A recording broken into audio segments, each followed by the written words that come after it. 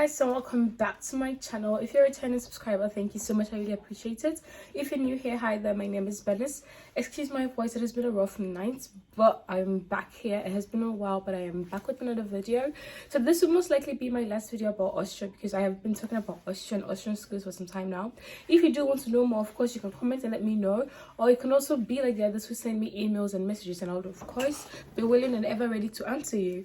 So if you see me looking down, it's because I have a few points I'm talking about for the things you need to know. Like, these are just like random things you need to know if you are planning, or when you're planning on moving to Austria. Like, these are things that I came to experience right here, and some of them were a shock to me, and some of them, honestly, I'm still getting used to them. I'm not used to it yet. So the first thing I want to talk about is membership. So when you come to Austria, do not be willing to sign up for just about anything. Gym membership, they have all these donations. They do these things where volunteers will be in the city and they'll come to you and they'll be like, oh, how old are you? Are you already 21? If you say yes, they'll be like, oh, can you please sign this thing? It's about animal life. It's about helping poor kids. It's about this.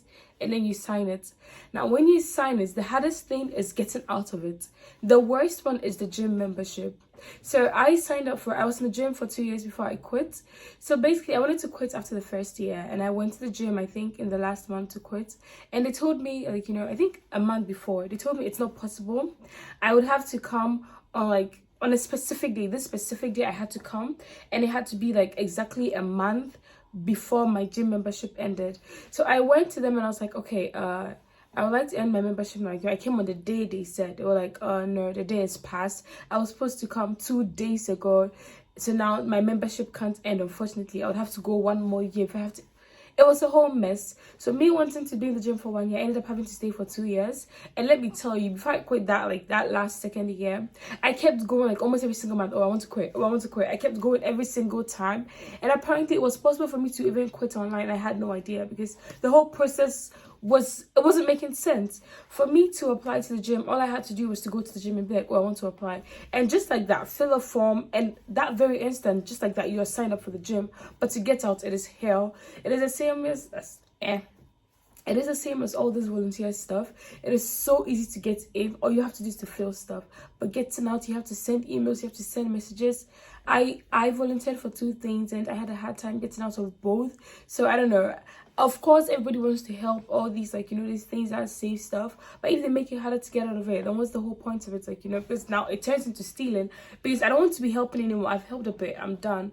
But you guys are like still forcing me to keep helping. So that's one thing you guys need to be careful of. Don't just sign anything. So the second point I want to talk about, it is not advisable to get more than 1 job. So even if you get like your residence permit or you're a student, it is not advisable to get more than 1 job, because Austria does not encourage it. They will task you like hell on your second job. So unfortunately, I have had way too many experience in Austria with all these things. So as I'm talking to you guys, I am talking from experience. So I think last 2 years or something, I worked 2 summer jobs, but then there was just I think a 1-day gap between them before I went to the next job. And my contract with the first one was supposed to end at the end of the month, but then because I just, like, you know, I ended it, or basically my last day was somewhere, like, you know, in the middle, not at the end. I got another job that started before the ending of that month. I don't know if it makes sense. So for example, if let's say it's in June, the job I worked all the way to, let's say, 28th of June, and my next job started on the 30th of June instead of on the 1st of July, like, you know. So automatically I had done 2 jobs in 1 month, and I had no idea about that. I did not know that. I got paid, the tax was taken from the workplace before it came to me, and I was at home, and I think 2 months later I got a letter that I had to pay tax for the second job I had done. And I was like, wait, what? I thought they already took the tax from the workplace, but they said I had done 2 jobs. I had to pay extra tax for the second job I had done, which is very stupid, because, like, you know, that was a summer job. I hadn't earned that much for me to now be paying extra tax on it. So at the end of the day, it was so not worth it, like, you know. So for example, if I was paid like, I don't know, 1,000, and I had to pay an extra, I think I paid almost 400, so which means at the end of the day I earned just 600 for that summer job I did, and that was so not worth it. And the next thing I want to talk about, everyone knows everyone. Like, this is the thing. You'll be like, oh, this is Europe. People don't gossip. People don't do this. But see, Like any little thing you do, yeah, everyone knows everyone. Everyone would hear about it. It would shock you. It would surprise you. I've heard things about myself that I'm like, wait, well, who told this person? How does this person know? How did that person know? Like, this was done with just this person. This was done in private. Like, this was just me. People are everywhere. People are watching you. People are seeing you. You think, oh, you're new to the country, so no one knows your name. No one knows. There are people who know you. There are people who are just there looking around, finding people, finding information. You're like, this is not Africa. People shouldn't be gossiping, but they do. So you just have to be careful of what you say, what you do, who you are with, because it's like a wildfire. This is a small country. It's not as big as Africa. I mean, it's not as big as the countries in Africa. It's really, really small. So information spreads so fast. It would shock you the things people find out about you. It would shock you and surprise you. So be careful about that as well. My next point, almost every single person is on a first name basis. So since I am personally not good with names and every single person calls everyone by their first names and I can't keep track of all the first names, I mostly just say like, you know, sir or madame or boss. Like, you know, I call them with their titles so I don't have to remember the name. I don't know if that makes sense, because there are way too many names all over the place, and if I have to remember, this is George, this is Bob, this is Frank, this is Evelyn, this is Magda, this is like, you know, so many names all over in my head, and I'm not good with names, so I mostly call people by their titles. So this is what you should know. So even your bosses, you're allowed to call your boss by their first names. Catherine, I don't know, Bob. You don't even have to stress and be like Mr. Catherine, Mr. Bob. People be like, this person is weird. Why are you adding Mr.? Like, you know, they don't do that. In Africa, we think it's just respect to call someone sir or madam or Mr. or Mrs. or Miss. Over here, that doesn't show respect. No one even cares. Like, no one really cares what you call them.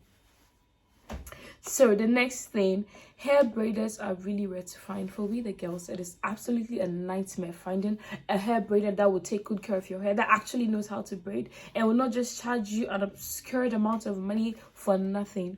So I would advise you, if you're planning on coming and you're a girl, learn how to braid your own hair. Learn how to, because you could even make money from it. You could even braid for other people and make money from it. If people find out you can braid hair, they will come to you to braid their hair, and that could even be a source of income for you, like indirect, because you don't have to pay any tax for that. The government doesn't need to know about that. You can braid right in your house, and that is like, you know, people really do charge a lot of money to braid.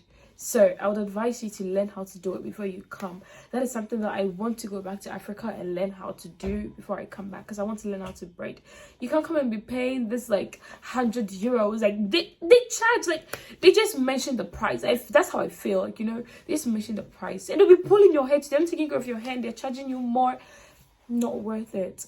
And before you find them, so personally for my siblings who want to braid their hair, they go all the way to another city to go braid their hair. So I braid my hair myself, but they go all the way to another city to go braid their hair. That's, first of all, a waste of time, because you have to now buy the ticket to go to that city, go to the person's house, and then they'll charge you money as well.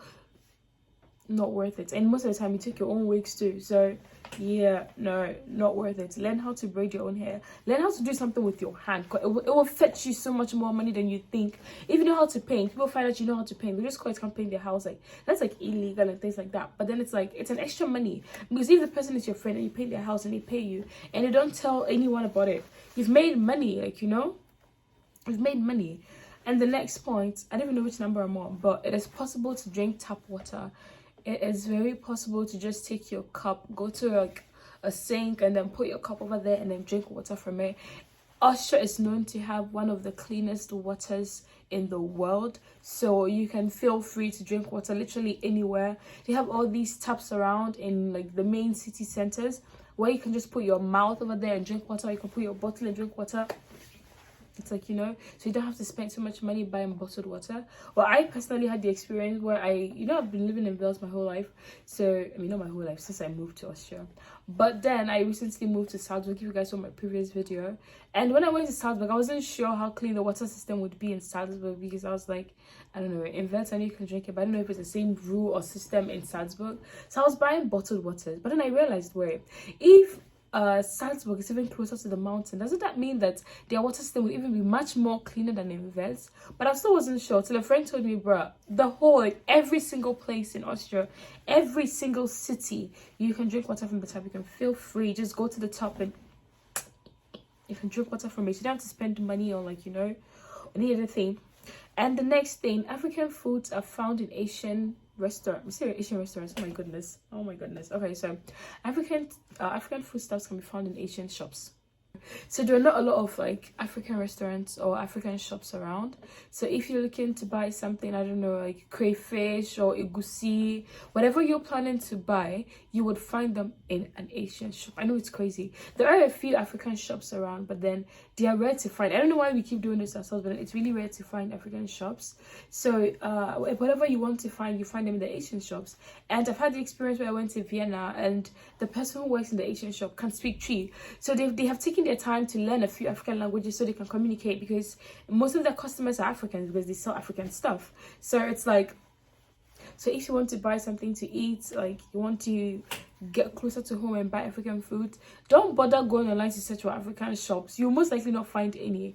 Just look for an Asian shop around, because there are so many. They're like everywhere, and they would have the kind of African food you want. Like there's like an 80% chance they would have it, like, you know. And the next thing, monthly or yearly subscriptions are always cheaper than daily ones. So for example, with the bus tickets, the train tickets, if you have the choice to buy between daily, monthly or yearly, no matter how often you travel around, the best option is always the longest time. So if you buy the yearly one, it's cheaper than the monthly one. If you buy the monthly one, it's cheaper than the weekly one. If you buy the weekly, it's cheaper than the daily, like, you know. So if you're someone who can afford to buy the yearly, you basically like save money without, like, of course it's like a one-time payment of so much, but that one-time payment of so much saves you a lot more money in the long run.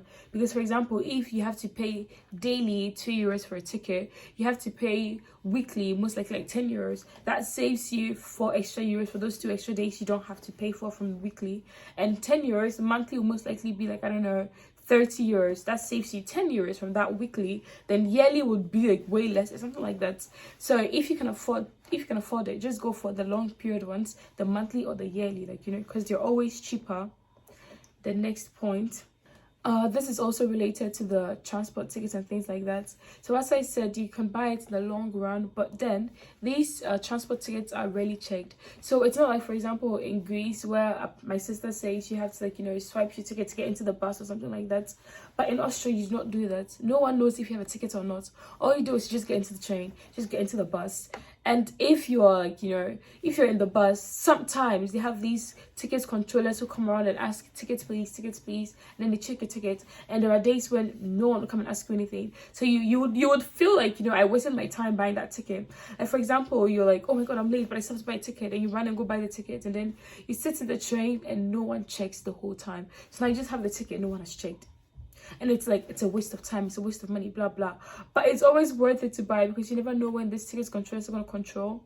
And when they control and you don't have it, you can't buy the ticket from them, so you get a fine. The fine is always like times 100 of the money you're supposed to pay. The fine is always crazy. Like, the fine is always so huge. Like, I get that. It's kind of like, you know, they're trying to motivate you to keep buying your ticket. They're trying to push you or force you to be so scared of the fine that you buy your ticket. But it is scary because the fine is crazy. It's a huge amount of money. So always buy your ticket, even though it's rare that they will check it. Always buy your tickets. And my last point, this is very important. Don't think that, you know, you would be in public, you would fall, and then people would rush to come help you. People would ask you, are you okay? Are you good? No one helps. Know this and know peace. No one would help you if something happens to you, unless you happen to be like a really old person. If you're not old, no one would help you. Or like a really small child, and okay, don't want to cry, it's even rare, like, you know, no one, they will just look at you. If something happens to you, like my age, or you're like a bit older, be and feel, no one would mind you. They would all just look at you. Sometimes everybody, like, you know, everybody would see you from the corner of their eye, and they'll just be looking forward. No one would even, like, you know, laugh or come to raise you, like, oh my god, what happened? No one does that. No one. Like, the first time I tried to help I felt so embarrassed, because I was the one who moved to actually go help the person, and everyone was just standing there, like, for just looking at me, like, you know. It was like, I felt, I mean, of course it's good to help people, but in that very moment I felt so awkward and weird, like, you know, like, why are they all standing there? They were even closer to the person. Why are they standing? And I came all the way from there to help this person. It was so awkward. I mean, of course, the person said thank you, but it was all like, yeah, I'm not supposed to help, right? Like, am I supposed to help? I get that, like, you know, you're a good person. And in Africa, it's like, It's normal for us. Of course, we would laugh at you, but then we'll still come and help you. Over here, they wouldn't laugh at you. They wouldn't even look at you. They wouldn't even give you a second look. They won't help you. Nothing. Everybody's just like, nothing happened. Like, you know. Of course, sometimes it feels like good. Like, you know, okay, no one saw me, no one saw me. But everyone has seen you. Just that no one is reacting to what has happened to you.